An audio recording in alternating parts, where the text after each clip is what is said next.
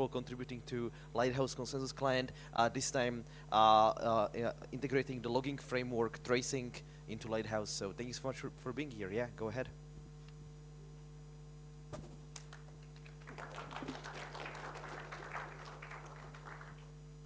Hello everyone. So first of all, let me say this, that my project isn't that cool. It's kind of like tedious and large size chore. Like you guys will get to witness many cool projects. So I'll just keep my presentation short and finish this quickly. Okay. So, okay, I'm Sion, as you can see already. And I have been trying to integrate tracing into Lighthouse. So first of all, a little bit of background for those who are not familiar with the Rust ecosystem. So tracing, what's tracing? It's a cool async-friendly logging framework. And but why did we want to migrate Lighthouse from slog to tracing? Because slog is kind of lame, and we need to pass a logger everywhere while using slog. Slog is not async-friendly at all, and it makes exporting Lighthouse crates kind of annoying and pretty much painful. And on the other hand, we have tracing, which provides additional contextual info. That means we get a better debugging experience. We have modern logging tools, and it makes easier for external code consumers to export LH crates. And most of the dependencies in the Lighthouse already uses tracing, so we might as well do the shift. And it's it's quite async friendly as well. Yeah, just way better than slog, in my opinion. Okay, so what have I done so far? So there's the PR. If you want to go check it out, you can just go to the Lighthouse repo. And in the PR section, you can sort it by the most commented PRs. And it's currently the most commented PR over in the Lighthouse. I'm not sure if it's a good thing or bad thing. not a great thing, I guess. But yeah. So far, I have migrated, like the PR isn't merged yet, but I have migrated the whole Lighthouse code base from slog to tracing. And I have almost messed with almost every file there was. And I re-implemented the custom formatter, and I re-implemented the SS logging component, and also replaced the slogger, which was used for the file logging stuff, and converted it to, like, shifted it to rolling appender. Yeah, so let's move on to the next stuff. Yeah, so this is what the logs look like right now, and we try to make sure the format is almost exactly the same as we had before. So yeah, and next up, let's discuss some challenges. Okay, so one of the challenges that we faced was to keep the format same, because many external and internal infra depends on that. Depends on the log format to be the same. I just got to know that Siren kind of depends on the log format. So yeah, we just, that thing is before adding a custom tracing formatting layer, and this one's what we have now. Yeah, so we just try to make sure there isn't much difference. Yeah, and other thing was tracing doesn't have a crit macro inbuilt, so we had to implement it on our own. So here's what the crit looks like. And this was the trickiest part. So the previous implementation of SSE logging was kind of complex, at least for me, to understand. And shout out to Edge for helping me understand that code. So basically what it was doing was, they were using slog async. It collects all the logs into a single task, and then the task could then print and write to files asynchronously. And the HTTP API wasn't a separate task, so it couldn't see any of the logs. So they had to modify the slog async task thing to create a channel, and then HTTP API could just get this channel and then the slog task could just dump all the logs into that channel, and for some reason slog records didn't allow sending the data through the channel, so they had to make the async record thing. If you check it out, it's like complex, I would say that, because I didn't understand what was going on, so no point in making comments. Okay, so with tracing, it was super easy to implement. We just had to set up a tracing subscriber, and it was almost done. And this is what the SSC logging looks like right now. And we had to just remove the whole SSC logging part from before and re-implement on our own. Okay, and other thing was span versus slogs O macro.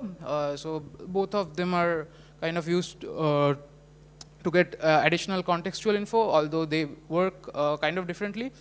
And thanks to Eitan for helping me out with this one, because the first thing I did was just I replaced all of the slog O macros wherever they're being used to span, which like it was functional but wasn't working as it should have.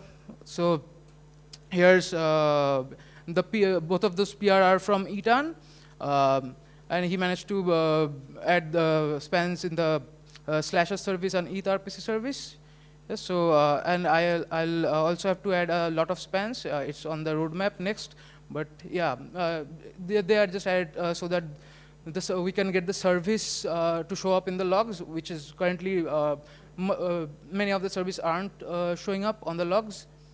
So yeah, some just random challenges that we faced where we tried to break it up in multiple PRs, but it would have broken the SSC logging, so we had to do that whole thing in one single PR, and it has been quite a bit of back and forth.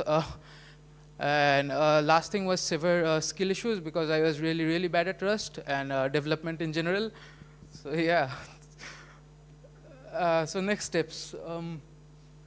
Adding more spans, as I've said, that a bunch of services aren't showing up in the logs, so we'll need to add a bunch of more spans, and there are still a lot of feedback fix iterations left to do, and we'll need to do more QA and testing to make sure we don't break much stuff. Another thing was, yeah, we need to add some flags to enable or disable additional context. And overall experience was great. The APF last 5 months were went pretty well. Working with the Lighthouse team was great. Thanks to you guys for being here and attending the session. And I got a bit better at Rust. I think it's debatable.